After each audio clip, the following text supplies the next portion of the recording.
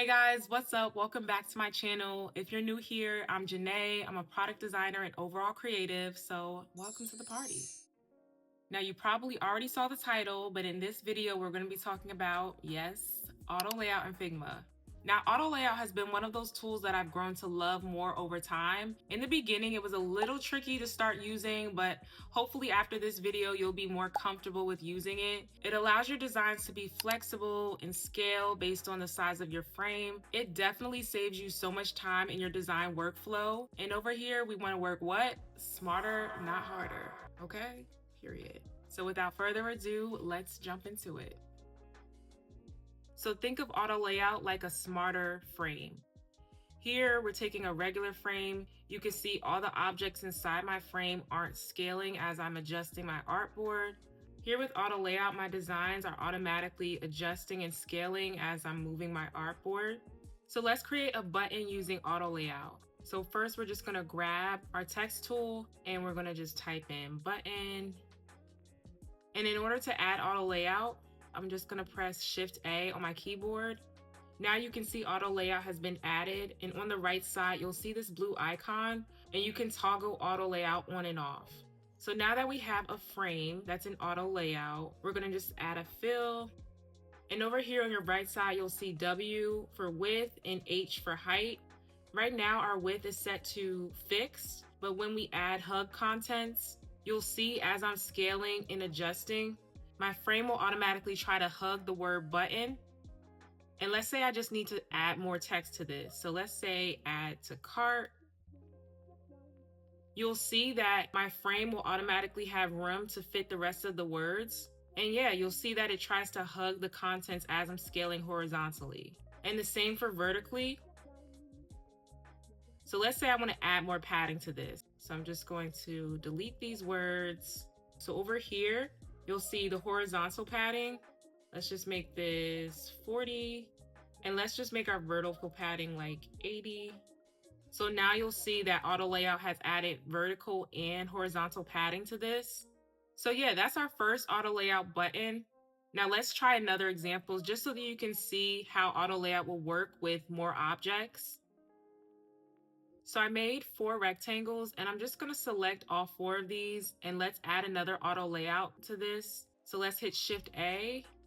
Now you'll see that all these rectangles are put into a frame. And over here in our auto layout panel, you'll see these little icons at the top. Right now it's set to horizontal, which basically means that all of my objects are moving horizontally. But when I hit this, all of my objects are in a vertical frame. And I can adjust like the spacing in between. I can overlap them.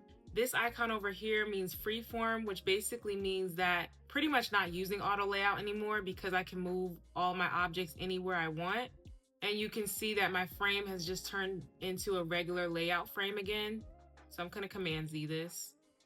This icon over here puts your objects into a grid format. This feature is fairly new in Figma. They released it last year. So let's just do a 3x3 grid frame. And now you'll see it gave us like this invisible grid kind of. So as I'm moving my shapes, it'll either expand or make room for all of my shapes to fit within that grid.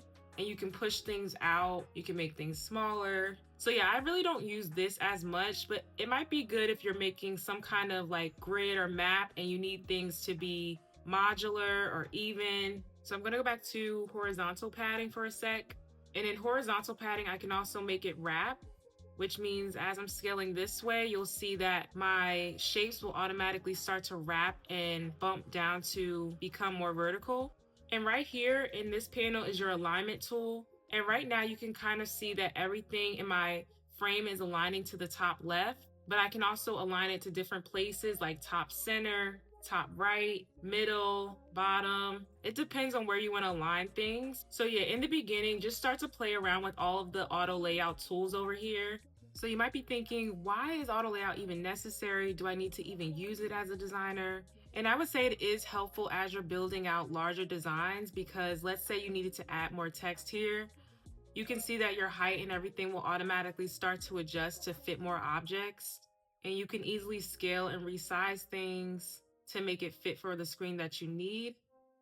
Whereas in my old frame, if I duplicate this, there's nowhere for my text to go. So I have to like resize my artboard, which is fine if you're doing one-off designs, but let's say you're building out like an app or a few pages for a website, it's just easier to be able to add and take away things. So yeah, in the end, it saves you a lot of time rather than having to manually rescale everything. And at any point in time, you can actually ignore auto layout. So let's say I want this object to not fit within this frame. I want it to be up here somewhere. I can actually hit this icon at the top where it says ignore auto layout, and I can move it anywhere I want. So yeah, guys, that's pretty much how to use auto layout in Figma. I know we went over quite a bit, but you do not have to master auto layout right away. I would just start adding auto layout to smaller objects like buttons or design cards, just to start getting used to it. After a while, it does speed up your design process because you're not going back and having to resize your full artboard frame to fit things or adjust things. So yeah, I think it's definitely helpful in the long run. And I probably said auto layout like 100 times in this whole video, but let me know if you guys end up trying this out, and I will catch y'all in my next video. Peace.